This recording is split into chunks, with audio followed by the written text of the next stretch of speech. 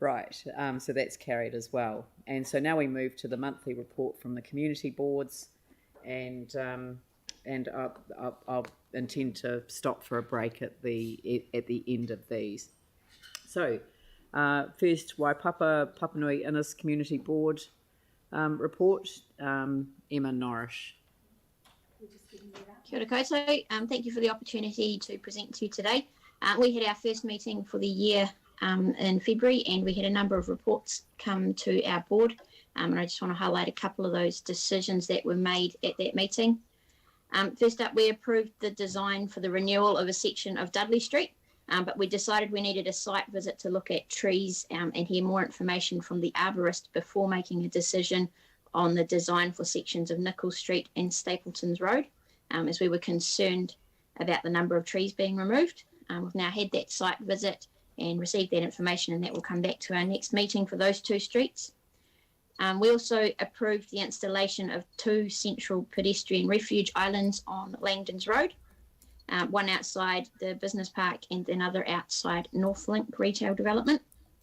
As you know, we're experiencing major problems along Langton's Road at the moment. It's going to take a lot more to mitigate the impacts of the new development down there, but these refuges are a quick win and will make a difference to pedestrians in the area. And at that meeting last month, we also heard from residents in Dudley Street about the bird dropping issue, which we talked to you about last month. And at our board, we made a number of resolutions on the matter, which we hope will improve things for those residents. And we'll go to the next slide. Last month, this is an Auburn skate park.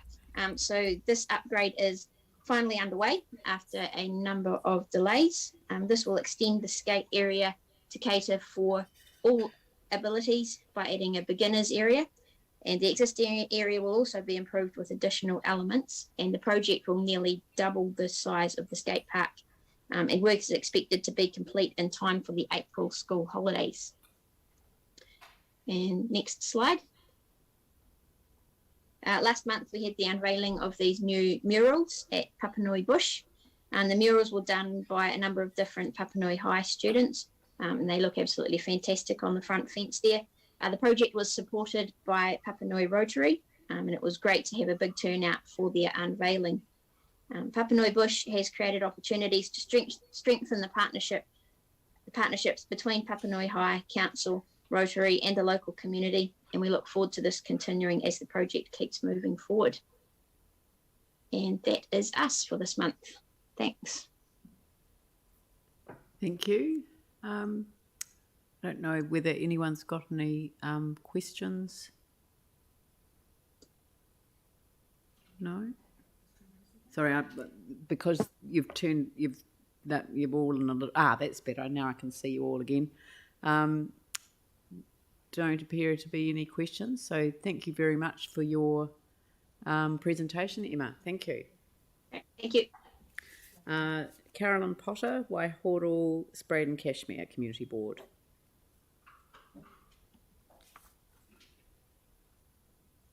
Kia ora, where are we? We've got Lee. Oh, here we go. And Carolyn. Right, thank you.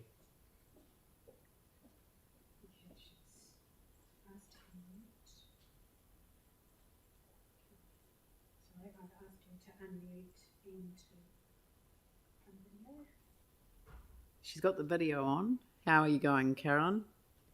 Have you got the sound on? Unmute. Very good. Can you hear me now? Yes, yes. Sorry, Perfect. I kept tapping. You're I kept perfect. tapping it and it refused to untap. No, it's Kia ora right. tātou. We start off with the decisions made under delegations. We granted a new ground lease to Cashmere Tennis Club for a period of 33 years. We heard some considerable evidence about the benefit of belonging to the Cashmere Tennis Club, but some of it was heartrending about long-term members and the support they received from a recreational club. We, as a board, we would like to look into the fact that if they could extend some generosity to those youngsters who find it very hard to become members of a tennis club because of the cost, to see if there can be a scholarship or two invented for the local community. where the board recommended to the Mayor, who accepted our recommendation and appointed Lee Sepson to the Port Hills Park Trust Board for the remainder of the 2019-22 term. We're very glad to be back in touch with the Port Hills Park Trust Board. For a while there, we've had no representation on their board, and we feel lucky to have Lee, who is a local, to be appointed to the board. They're together with the Summit Road, they're very influential organisations that protect and support the Port Hills.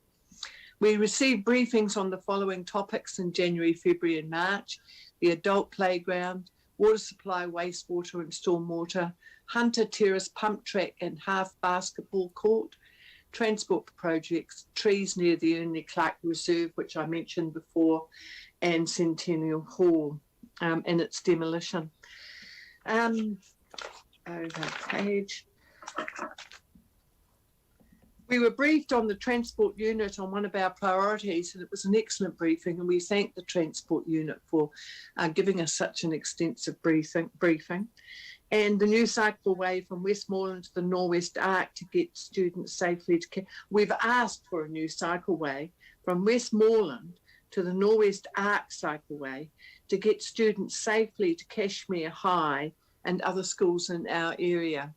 We've been advised by the Ministry of Education that there will be no further high schools in our area, which means that we're going to get enormous traffic along Cashmere Road from some of the Horswell developments. And we are looking to get those young people to the school safely. I stood outside Cashmere High on Ashgrove Terrace and watched the kids coming to school the other day, and there were hundreds on bikes. We look as though we're back to the 1970s and 80s when young people habitually went to school on their bikes. And it was wonderful to see all of these young people coming through the gates and on their bikes, including girls who have been absent on other occasions when I've watched the bikes coming to school. And it just shows that I think the trend against cycling to school has stopped, and the reverse has happened. And we would look forward to more children being able to come along Cashmere Road from Westmoreland and other parts around the Horswell developments to come get to school safely on cycleway. The other one was for me was that I have the entrance ways from this new cycleway on Domain Terrace is a massive bump. And that's the entranceway both to public facilities and clubs such as the Irish Hall and the High Faith Hall, which is down that right of way shown there, and into private residence, is a really solid thump when you drive over it in a car, never mind what it's like in a wheelchair or for foot traffic. It's completely unlike a comparison, for instance, the new cycleway down Sparks Road, where all the entrances to public facilities and to private residents is smooth.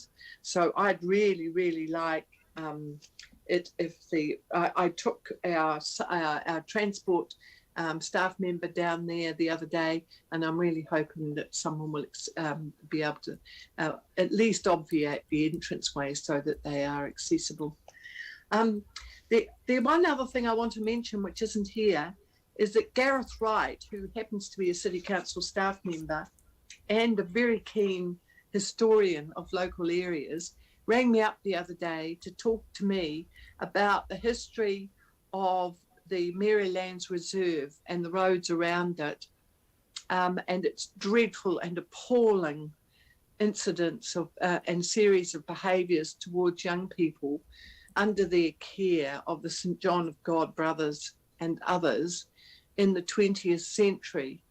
And he was talking to me about the 19th century history of this land, never mind the fact that tangata whenua will have a long history associated with it as well. And the purpose of this was to say that while the history in the 20th century is something that will be a disgrace forever, and it lies in the memory of those people who had the bad luck to be in under their care at that time, that there's a prior history which involved not only the Deans, of course, but Sir John Hall and his son, who created a lovely house on the land and for whom it was home from 1857 to 1915. And as I said, Tangata Whenua will have been there, of course, before that. I just wanted to mention that while we have a history of land that's terrible, we also have a history of the same place, the same time, where other histories are acceptable and honourable. Thank you very much. Lee's going to talk to the next two slides. Thanks, Carolyn. This was a matter we spoke about last month. So this is the convergence of 5 roads, predominantly Centaurus, Wilson's Road. It's been a legacy issue for the board. We did a pre-engagement session last week with St Martin's School as a key stakeholder. We took some really good feedback. Councillor Scandrett was in attendance, Keir Leslie. So we appreciate that we can't always achieve what we might wish to in an ideal world, but we can make some significant changes, and we did get some good feedback from the school. So that's some really good pre-engagement there, and we'll look forward to seeing the finished designs in the next few weeks. So some good pre-engagement there and some good feedback locally. So we look forward to that coming to fruition shortly in terms of a design. So that's that one. If we can move forward, please. We met with community policing 2 weeks ago. We have there's a heightened amount of vehicle break-ins at the moment right along the hills close to our recreation areas. One of those significant, one of the most impacted areas is the Port Hills Trust in terms of Mount Vernon Park. So we had an excellent deputation from the Port Hills Trust last week. Great energy in that trust at the moment, but they are experiencing high vehicle crime. When we spoke to community policing, it's not just a perception issue, it's a reality. I think that we're probably over 100, maybe 120 more vehicle break-ins per month at the moment. So it's a real scenario. They've already taken some practical steps in terms of what they might be able to do in terms of helping with sight lines, additional signage, some great support from the local community policing, but they do need some help. So that's why they spoke to the community board. So we've instructed staff to see if we can explore if CCTV might be helpful, or further staff advice, maybe some SIPTED advice, if there is anything other, practically we can do. There's no silver bullet here, but it is something that's affecting many of the recreation areas and car parks, like Horswell, Rapaki, a number of areas. So it's an issue that I think we can help with on a local level. So we look forward to seeing staff advice, to seeing if we can help with that scenario. So that's me, Carolyn, unless you've got anything else you might like to add, Carolyn. No. Thanks very much. Okay, thank you. Any questions? Right. So, any questions? Oh, Mike Davidson and Anne have their hands up. So, Mike. Thanks for the presentation. Caroline, in regards to your comments with the footpath accessibility, and I totally agree with that transition around pedestrian access, especially for people in wheelchairs. You need to have that smooth one. And I know there's, in the past, where we've found some and highlighted they get fixed pretty quickly. But in terms of actual residential driveways, etc., where they then go over where they're a little bit higher, I would have thought that's though to try and create a smooth surface for the shared path, so therefore people in wheelchairs or people walking don't have to keep dipping down for every driveway. I'm just trying to work out where you get the balance to try and give pedestrian access, really good pedestrian access for people in wheelchairs, but then people using the footpath or shared paths also a smooth journey along the whole footpath instead of having to dip down at driveways. Yeah. No, that's my complaint, Mike. And as you know, I've been doing it for years, that footpaths that dip for cars to cross them are just terrible. But it's not. Once you get from one place to another, both of them are very smooth. Actually, excellent. Actually, this bump is a sharp, abrupt bump, just like that wide. No wide. It's only a couple of inches wide. It's not the whole of the footpath. It's only that sharp bump, and I don't know that it's even traversable in a wheelchair. I don't know if you could get the wheel in and out of that bump. So it's not the whole traverse of the footpath. They are smooth, left to right. They're smooth, and even horizontally from the hedge to the gutter, which is that it's relatively smooth there as well. But the transition is extremely sharp, and I don't know why it is. There doesn't seem to be a reason for that. Carolyn, I think, so we're talking about the lip here, and typically if something's more than 15 to 20 mil, it isn't navigatable on a wheelchair. So if anything's more than 15 to 20 mil, it's not. So it's probably trying to address that key issue. Yeah, I understand that transition for wheelchairs, but I'm just looking at the transition where it's designed for cars, and the potential that actually by having that lip, especially if it's quite a high traffic zone for cars, you'll actually slow them down a bit, but also trying to create that better surface for people that are using the footpath. So it's how you get that balance right. But it's some good comments, Caroline. Thanks. Okay, thank you. Anne Galloway, and then I've got Dawn. I've got Dawn with her hand up. So that's unusual for the chief executive to put her hand up. Dawn, did you want to intervene at this point, or no? Okay, and then Yanni. Okay, kia ora, Carolyn and Lee, thank you.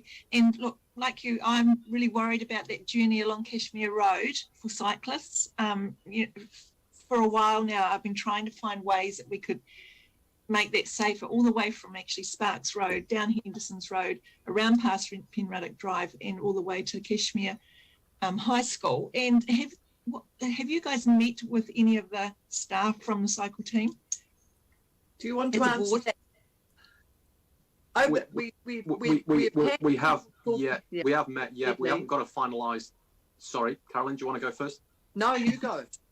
Oh, okay, so apologies. We have met with the team. We are just waiting for a finalised design. It was one of our successes from the LTP last year, in terms of bringing those funds forward to 24-25. It's now the proof's in the pudding. So we're waiting on the design. That's what we're really, really waiting for, and it's a reoccurring theme on a community level. So we're waiting in anticipation for that finalised design. Well, I'd be really interested if we could have some sort of a combined with our board as well, since we kind of connect about that, because there's been a lot of effort actually and intention given to some of these parts along this, and it would be great to have a really good resolution. So thank you for that. You're completely right. It'd be great to take it to the retention ponds as well, because they're a great recreation area as well. So yeah, perfect. Thank you. Thank you. Yanni? Yeah, thanks. I mean, just to let you know that we've got similar issues with our cycleways in my ward, where there's these big lips that have been put in. I just wonder if we can ask staff to report back on the post-construction monitoring of the design in regards to accessibility. Thank you. Sarah? Thanks. Yeah, I went along the Rapinoe Shagrok Cycleway and the Heathcote Express and took photos of the ones that were lippy, gave those to staff, and they've been ground down. So they are not as bumpy as they used to be. They'd been in an error actually in the construction process, and there was another one at Beachville Reserve as well on the coastal pathway, and it was actually quite an easy fix that the contractors had to do because they'd put the wrong lip in. So just working through that process is quite straightforward with staff. Thank you, Sarah, because I've complained about it for over a year and to no avail. But when the staff member came with me the other day, they came in the car with me, so the bump was really effective. But it does look like an error because it's so different from other cycleways. And it depends on what it's designed for. So if it's designed as a pedestrian access, or a cycle access, it is supposed to be completely smooth. Yeah. But if it's a car driveway, it's supposed to have a lip on it. So it might just be an idea as we go through these kind of projects, if we know as elected members that there are areas where people use driveways as pedestrian access frequently, that we're able to point that out to staff and they can have a different treatment to them, because otherwise it's just the construction standard that they need to meet. Yeah. Thank you. Thank you. I'm just aware that we've gone well over time for this one. So, Dawn? Should be very quick, Mayor. It's a question for Lee, and it's a reflection, Lee. There was a significant cultural difference when I came to New Zealand around people leaving things visible in their cars, their computers, their coats, all sorts of highly valuable material, very visible. So I think I would like to take it offline and have a conversation with you about how we get the messages about self-help so that things are not visible in cars, because it's quite discernible. You're completely right, and that's one of the things the police said. But yeah, we'll take that offline when we've got more time. Thanks so much. Dawn, you should have spoken to me about 6 months ago, because I've been robbed twice, and both times I was completely at fault. Right. Look, thank you very much, and thank you, Carolyn and Lee, for your presentation this morning. That's extremely helpful. Thank you. And we'll move. Have a great day. Thanks. Thank you. And Thank you. We'll move on to Tori Pedden from Te Pātaka o Rākai Hautu, Banks Peninsula Community Board. Morena. Thank you. I hope everyone is keeping well in this environment. So, just to crack off, we have had a few decisions made in delegation. The board's first 2 meetings of the year have proven busy, even as we adjust to once again to virtual meetings. Now, of course, we've had the added benefit of offering live streamed recordings for our members of the public who are keen to listen in. The board was happy to approve 2 grants from the Discretionary Response Fund to Charters Bay Yacht Club to go towards wages for a professional coach, and a second to the Ekerel Golf Club towards the hire of tablecloths, portaloos, glasses and flagpole for the upcoming centenary celebrations. We were also happy to endorse the appointment of Linda Sunderland to the Ekerel Museum Advisory Committee. The committee had its first meeting of the year on 23rd of February and shared their appreciation and excitement at having their funding restored through the annual plan. The board also gave final approval of the draft submission to Council's 27 Hunters Road and 42 Whetau Ave land options consultation. We look forward to hearing Council's decisions and hope that it also reflects the community's and board's aspirations for the land. The board also approved a Part A recommendation to Council to approve the application to encroach on the legal road at 164 Orsons Valley Road in Devotionals and grant legal authority to enter into a deed of licence. Next slide.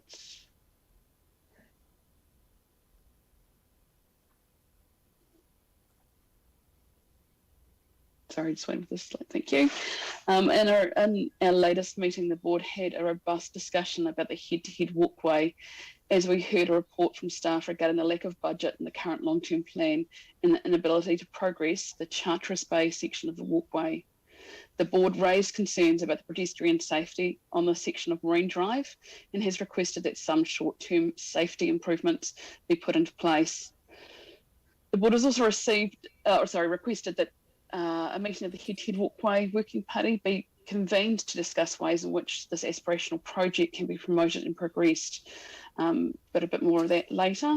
And finally, we accepted the Kenneth Mont Farms proposal to graze Te Oka Reserve and granted a lease to graze the reserve for a period of 3 years, noting that this recommendation was in accordance with the Reserve Management Plan.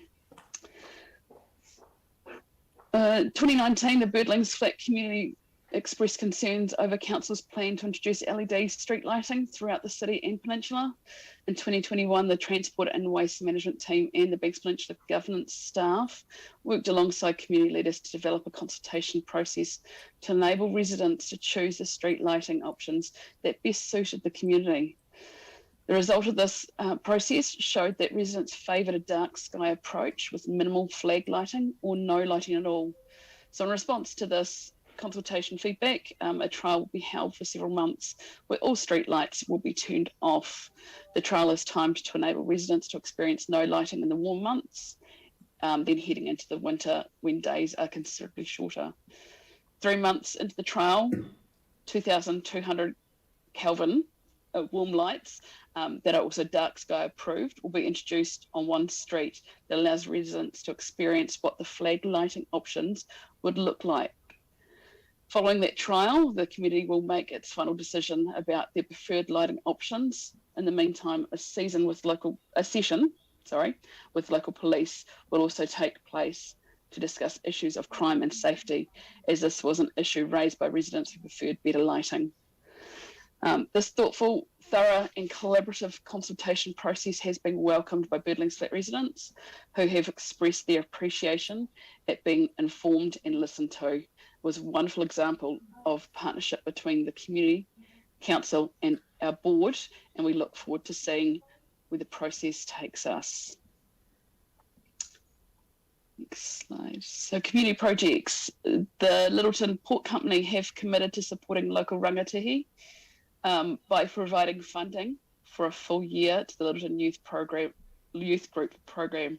This will have a huge impact as the funding will also go towards other youth initiatives such as a leadership and wellbeing workshop alongside programs and activities to help support rangatihi on their future pathways. There are 2 youth group sessions that are run on a Friday at the Littleton Rec Centre, one for year 7 to 8 students and one for high school students, both of which are now managed by the community house. Teaming up to provide the youth will make such a difference to supporting high levels of self-esteem, motivation and self-worth. This is a new partnership with the Littleton Port Company, and everyone is looking forward to a positive change and engagement and celebrating our rangatihi. Right, head-to-head walkway. As I mentioned earlier, the board heard a report from staff regarding the inability to progress the Charteris Bay section of the head-to-head walkway due to lack of budget in the current long-term plan. During our discussion, the board acknowledged the challenges facing this section of the track, but felt strongly that one setback should not derail such an important and iconic project that would benefit all of our Christchurch communities.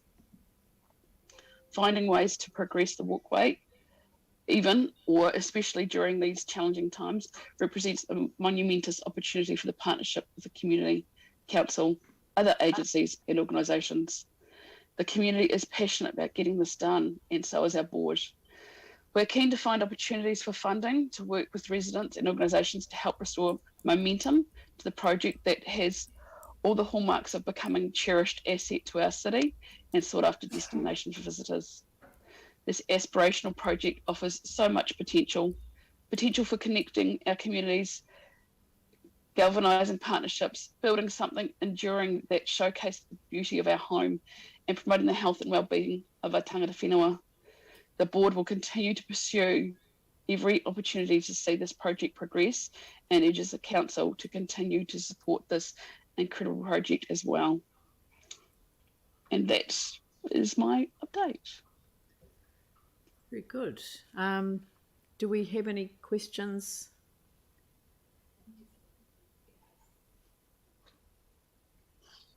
No. Jimmy. Okay, quickly, just one question regarding to your community project. Pretty good, regarding the 2 youth group the session on each Friday. But I'm not sure those photo when those photos being taken, because I'm the home base councillor. Also, some of the the community project we have delayed due to the COVID. Those Omicron, the transmission restrictions. I'm not sure yours is still okay. I think those photos were taken a month or 2 ago. It may have even been taken late last year. So I do understand some of these projects have been put on hold while the Omicron outbreak is there. But it's just good to acknowledge funding, and these are just some fantastic photos taken by the youth group. So I don't think that's representative of what's happened in the last week or 2. So thank you so much. Thank you. Thank you, Jimmy. Thank you. All right. Well, thank you very much, Tori. That's much appreciated. And I'll move on. So thank you. Thank you. The Waitai Coastal Burwood Community Board, Kelly Barber. Yes, hello and good morning, everybody. Just like to start off with decisions made under delegation. So the first item there is the pump track. Recently we approved the updated Bexley Reserve concept plan for construction of a pump track. There are groups there building a little sort of cycling precinct, if you like.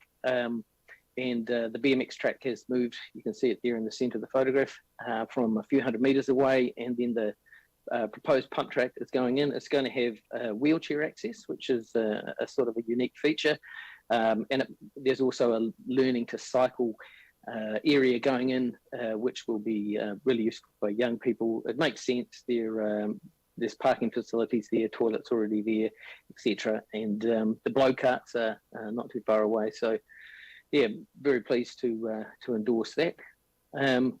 Moving along to the next slide. So, recently the Natural Magic Pirates received a 2021 Civic Award. I'll draw your attention to the photo. The pirates are the two people in the middle of the photograph. Yeah, so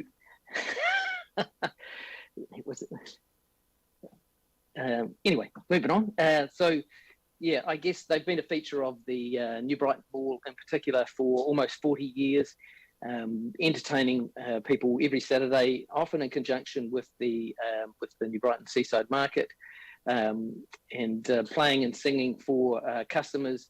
They have an open music jam every Wednesday, and they're involved in every year Talk Like a Pirate Day, which is actually an international day, believe it or not.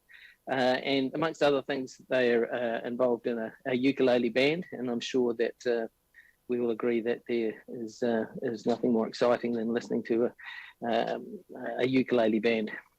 Yes. Anyway, moving on to the next page, please. So Taiora QE2, during the recent maintenance break, QE2 was closed for a couple of weeks. We were really pleased to see that some doors were put in, automatic doors. Now these have really been long needed, particularly for children and I guess the elderly and disabled people who come out and use the changing area or waiting to use the changing area.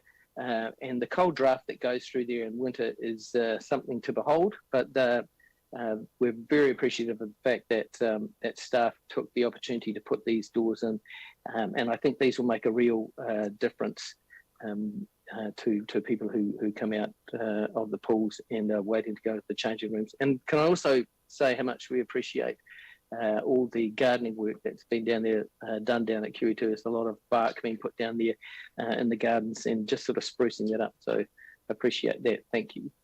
Moving on to the next slide. So this is, we recently opened on last Friday, in fact, the 4th of March, the first of the new bridges over the Otakaro Avon River corridor. Okay, so yeah, I know the heading says the Avondale Bridge, but the naming process has not actually started yet. It just describes the location. So we had a whole bunch of people who'd been involved in the project from council and the construction team, local residents come down when we open this bridge. If you look at the photo on the right, or my right, you'll see a local couple, Nick and Harriet, and their daughter Amelia, who were there for the opening of the bridge. And we thought that since this is really something for the generations to come, that we would have this family open the bridge, and they were really pleased to do so.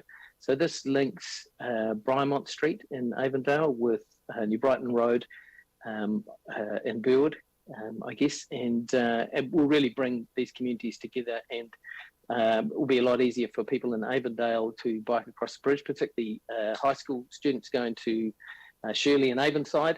It means they avoid the busy roundabout down by the Anzac Bridge.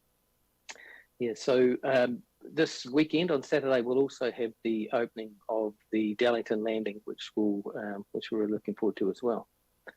So moving on to the next slide.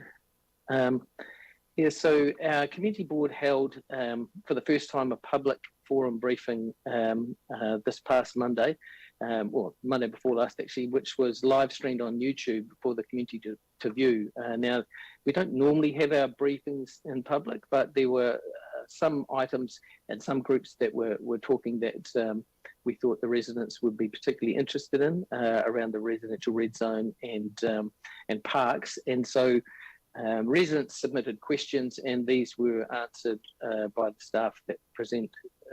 So that was kind of a unique opportunity to do that. Yeah, so that was posted on YouTube. Interestingly enough, we had about 85 views at last count. The live streaming of our community board meetings seems to attract an awful lot more people. Maybe it's because it's a regular thing and they know that they're on, but there's a lot more people are seeing those on Facebook. But yeah, we've got to keep pushing the boundaries, keep looking for ways to engage with people and answer their questions. Yeah, so moving on to the next slide. I believe that's it. So thank you very much. Any questions? Thank you. I agree with the approach around getting the next generation to cut the ribbon. I'm just thinking that that's what we should do this Saturday at Dallington as well. So you can look out for a young family to do the actual honours. That would be great. Yes, Yanni. I grabbed those people from the riverbank actually. Yeah. Well, but this is, each community. I mean, I was their MP at the time, so I've got that's why I want to be there. But I love the idea of the actual ribbon cutting, connecting people. You and I can stand behind and let them take the glory. Yanni. Absolutely. Yeah, thank you. Hey, just wanted to commend you for having your briefings in a public forum. I was just wondering the process. Did you have to get permission from the chief executive, or who made that decision that you could? Yanni, I'm going to mute you right now. Thank you. Muted. That's the question has been asked, and there is a very clear process in terms of having briefings in open. So thank you, Kelly, for raising it and telling us about the one that you had most successfully. I'm sure that there will be plenty of other community boards that take the opportunity to do so as well. So that's lovely. Thank you. Do I have any other questions? I think we'll move on because we're at the 5 minutes. So look, thank you, Kelly. That's been a very good presentation, up to your usual high standard. And so thank you very much. Thank you. See you later. Now move on to the Waimero, I'm not going to pronounce it correctly, Fendleton Waimaere Harewood Community Board, and I'm going to invite Bridget Williams to present to us. Thank you, Bridget. Excellent. Thank you so much. Kia ora, everyone. So thank you for giving us the opportunity to present our monthly board report. It's going to be quite straightforward. First, I'll go through the decisions made under delegations. So the next slide, please. Perfect. So obviously there were a few that were undertaken. So there were 2 no stopping restrictions, and then we also approved 2 different grants, one from our discretionary response fund, and then the others were from the Youth Development Fund. And for the next part of our report, from what we had received and the feedback received from last month, is you would have understood that we have been going ahead with an Avonhead and Russley Community Safety Project. And from that whole initiative, we ended up summarising the survey results that came out to help understand how we can better make our community more safer, and we put that into a video. So we have the video that we would love to share with everyone today, and if tech is all prepared, then it'd be wonderful if we could show that video now. One moment, we'll just get that working. Okay, ready?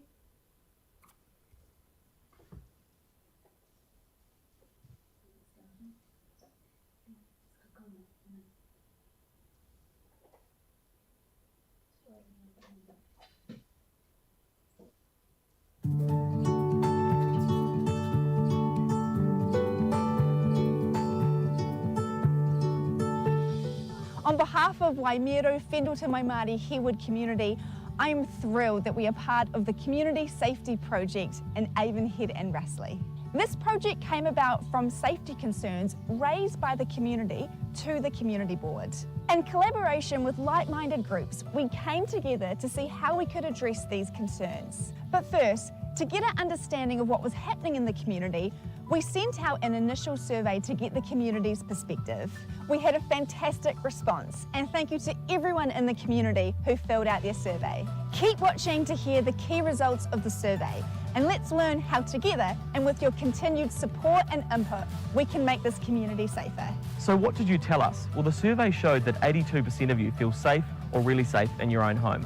This is really reassuring news for our community, but at the same time, that shows there are people that don't feel as safe. We need to continue to do our part to ensure that lifts for everybody. The survey also showed that 73% of you feel safe or really safe in your street. Again, this is really good news, but we've taken immediate steps to ensure that those who don't feel safe have higher visibility of patrols and a range of work. The important thing is that as we get this data, we can feed it through to police so they can focus their resources as well. Kia ora, my name's Elisa Smith. I work for Canterbury Neighbourhood Support. Neighbourhood Support exists to help you keep your homes, streets, neighbourhoods and communities safer places to work and live in. We encourage neighbours to get to know each other, look out for each other and take collective responsibility for safety and well-being. We work alongside the police, fire and emergency, civil defence, community patrols and the City Council to provide you with updated safety information. This increases your ability to be prepared when problems occur. Neighbourhood support groups are a great deterrent against opportunistic crime. They've also shown to be more robust in emergencies. We currently have 90 street groups with a registered contact in the Avonhead-Russley area, which is really great, but we'd love to increase that. Anyone can start a neighbourhood support group, either an individual or get together with a small group of neighbours. A group can be as big or small and with either whom you feel comfortable with. Neighbourhood support supports existing groups and can help you set up a new group. We also have free resources that keeps your street group visible and more connected. For more information, email admin@canterburyns.net or phone our office on 353 8729.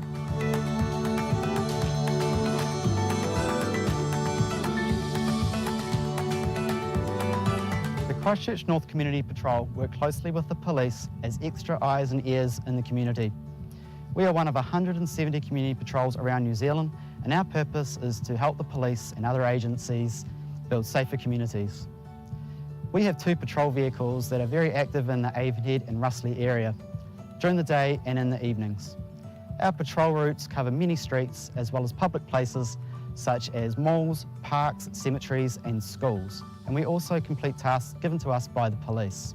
We work closely with neighbourhood support, and you as residents can request our patrols to cover your street to help with any ongoing concerns or issues. Here at Community Patrol, we are all volunteers who give up a few hours a month to this wonderful service, and we are always looking for more volunteers. So if you are interested, please get in contact with us. You can contact them on Facebook or contact Sam on 027 632 3122 or email them on christchurchnorthpatrol.chair@gmail.com. So one of the really interesting things from the survey was that for those of you who were affected by crime, a proportion of you didn't report that to the police.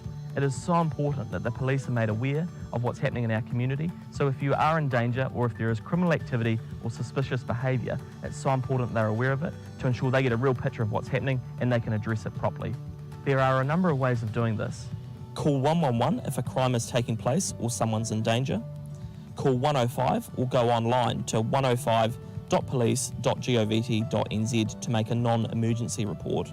Call star 555, which can be called from a mobile phone. This is where you can report traffic incidents that are urgent but not life-threatening. You can also report a crime or provide information anonymously via crimestoppersnz.org or by calling 0800 555 111. So as you've heard, neighbourhood support provides a really valuable service in our community, where streets become the eyes and ears of our community. If you've been thinking along with your neighbours about helping prevent crime, this is a really good way to get involved. Join up with your neighbours and play your part in protecting our communities. Thank you so much for watching. It's been so encouraging and reassuring to hear how you feel safe in your community. Let's continue to work together to make this community as safe as it can be. And if you have any questions, please feel free to contact your local City Councillor, Sam McDonald, or one of the project partners directly.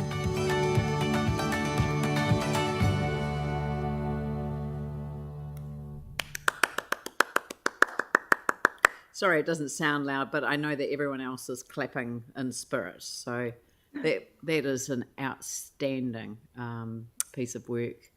I can't see you now. Oh, Bridget, there you are in the corner. That's outstanding. And I had the advantage of looking at it before, but it is absolutely superb. Now I've got Dawn and then I've got Tim. I just want to echo the Mayor's words, absolutely brilliant. And we've just been talking in my team about LGNZ awards, and I'd like to consider talking with you about putting this up for a National LGNZ award. Oh, that's fantastic. Thank you, Dawn. Yeah, we can chat more, definitely chat more offline. It's been a great example of working together collaboratively with all the community to achieve some really great results. Thank you. I'll just take Tim and Anne and then we'll have to move on, but thank you. Tim. Thank you. Outstanding, Bridget. Absolutely fantastic. And Sam, it does support the fact that you do have a face for radio, so fantastic. With regards to one of the shots there in neighbourhood support, there was a street sign, but it also had a crime prevention camera sign. So I'm just wondering, I mean, we, Spring Cashmere, we have real concerns, as you saw, with regards to the break-ins, and we've discussed crime prevention cameras, which are very thin on the ground. Was that supplied, is that a common thing in your area, or is that supplied by you, or was that supplied by the police? Do you know much about it? Look, I probably couldn't answer that. I'm not sure where the particular sign would have come from and whether it is something that neighbourhood support supplies either. But what I can do is after this, I'll do some digging to find out where that sign was sourced, because yeah, I mean, even if the camera's there or not, a sign definitely helps. So I'll do some digging for you. Because we as a community board have talked about maybe looking at supplying our own or funding our own for the police or council or community watch to put up. So yeah, thank you very much. Yeah, no worries. Thank you. Anne. Yeah, kia ora, Bridget. That is fantastic, and I've actually talked with our staff, our community board staff, to see what we can do along the same lines, because I think the information that you give in that is so important. You bring a lot of things together. You mentioned that the filming was done by a voluntary group. Is it possible for us to also be in contact with them to use them? Yeah, so from my understanding, what we did is we wanted to, connect with someone who was going to be able to, who was from the community, and we reached out to the Christchurch Community Church, and then they got us in contact with someone who was able to help with the filming. I believe that gentleman's name is Justin. So I can do some digging as well and find out if Justin would be in a position to be able to assist. I'm going to also find out whether, Sam, you might be able to answer this, whether Justin was supported as well, because it was obviously a big effort to put it all together, but it was a great example. Yeah. Sam, do you know that? Well, what we did, and the coolest thing about this video was certainly not my acting or my presentation, as Tim said, face for radio, but it was so cheap to do, so it was really effective locally. And it's actually it's Justin Sam's boy, but they've done it through the church. So we made a small contribution to the church in lieu of what would be normally a $5,000 production. So I think it cost us a couple $100. And I don't know if Mary Ann's on the line, but her and Natalie and the team really pulled it all together. So it was really fantastic and really cost effective. And it's actually been well received locally on our sort of community pages and stuff. So it's been a really worthwhile sort of video to have out there. Yeah, excellent. So it might be, Anne, that you might want to connect with your own relevant community network to see whether you can support and collaborate with the people who are relevant within your ward to come together to join forces for that. Well, okay, that's great. I understand that Sam and Bailey may be in contact with some of your community board staff as well to find that out, but that's a really good suggestion. Thank you. Thank you very much. Look, thank you, Bridget. That was a joy. So I'm going to carry on into the last two community boards, and then we'll break for morning tea at the conclusion of the community board reports. So thank you, Bridget. Very much appreciated. Thank you so much. Thank you. So now we move on to Mike Mora from Waipuna, Hallsville, Hornby, Riccarton Community Board. Mike.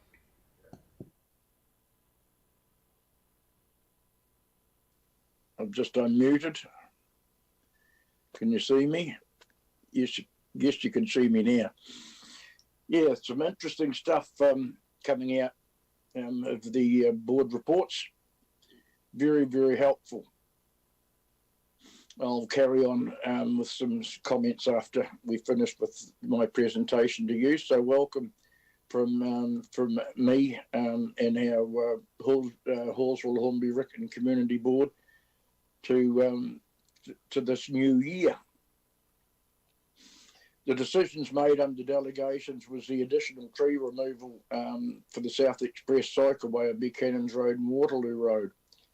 This has actually created a little bit of angst in our community, and what we'd really like to see is the trees are gone.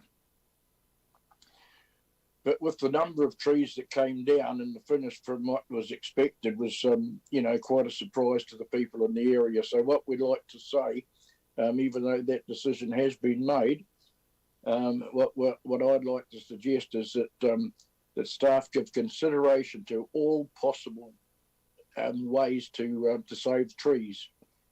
And in the past, we have had equipment come down from Auckland, which picks up mature trees, digs them up, big scoops go under the roots, pick up the tree, and then you can take that tree and to another area, and another machine scoops a big hole out of the ground, and then that tree's put in.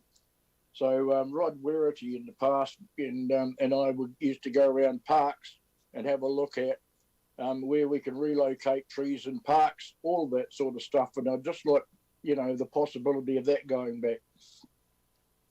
So that's something that I just wanted to raise, is it has created a lot of angst in our community.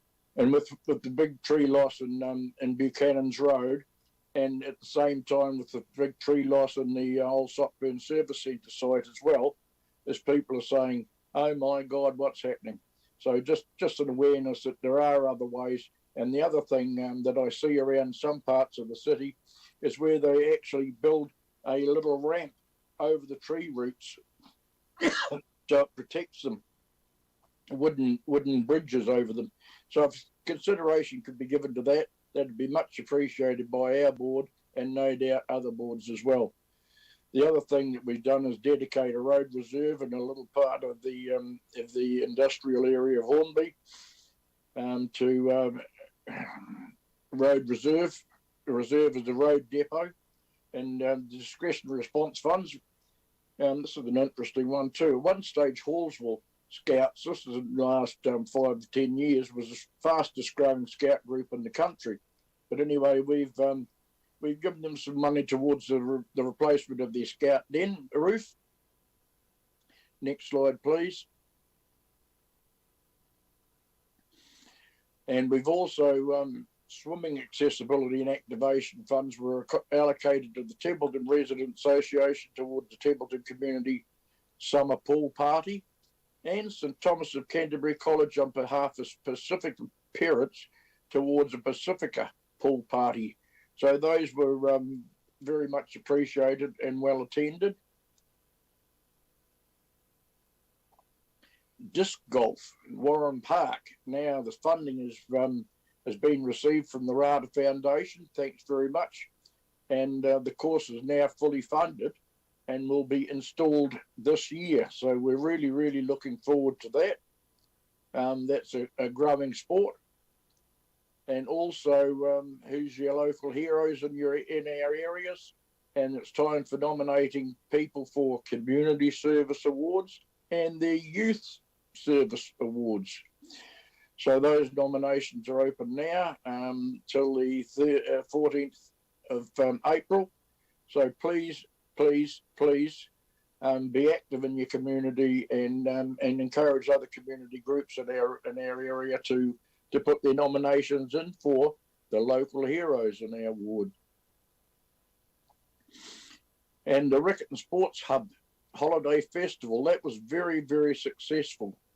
And seeing these young people taking part in these sporting activities with the help and guidance of specialist staff to actually introduce them to the different sports Mike, you're going to have to. Sorry, Mike, I'm interjecting, but you're going to have to hurry up. You've hit your 5 minutes already, so there's going to be no time for questions. So do finish your presentation quickly.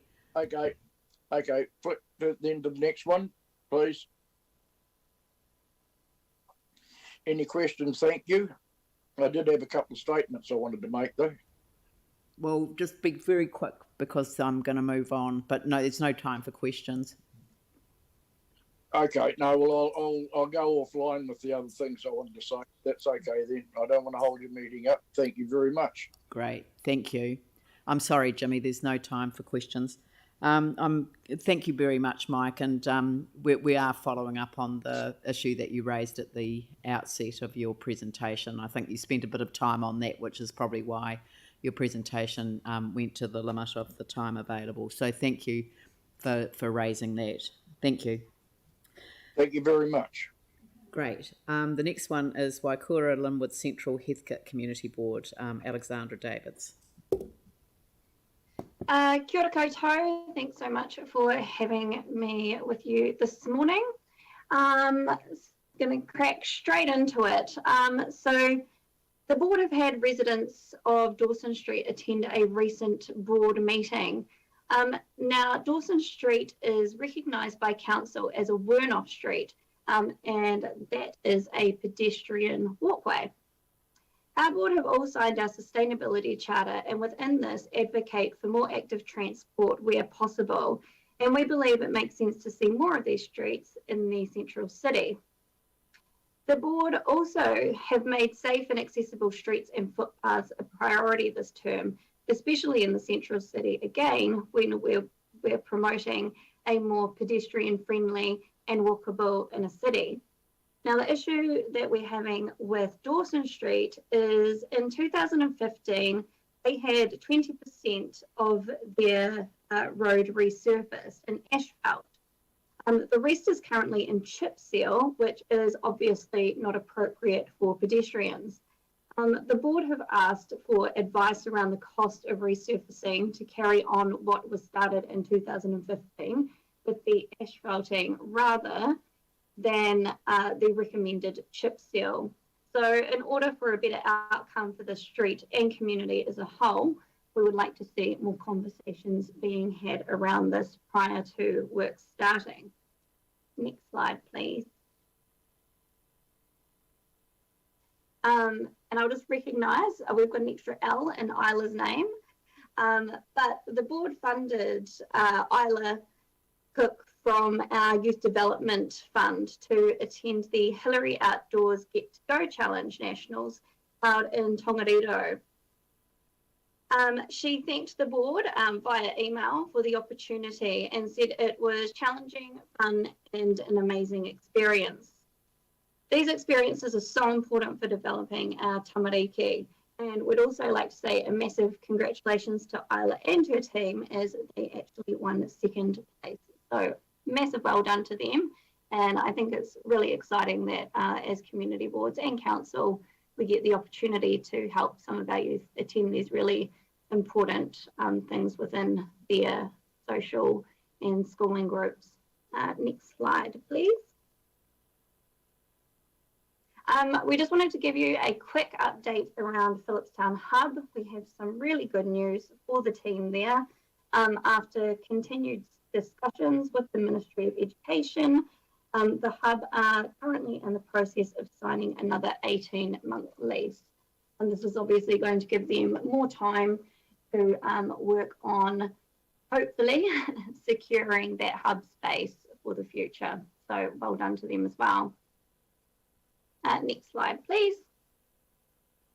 Our bus exchange. So we recently had a public forum regarding some of the issues being experienced with the safety on buses and at our bus exchange. After our public forum, we have had others from the community come forward and express concern.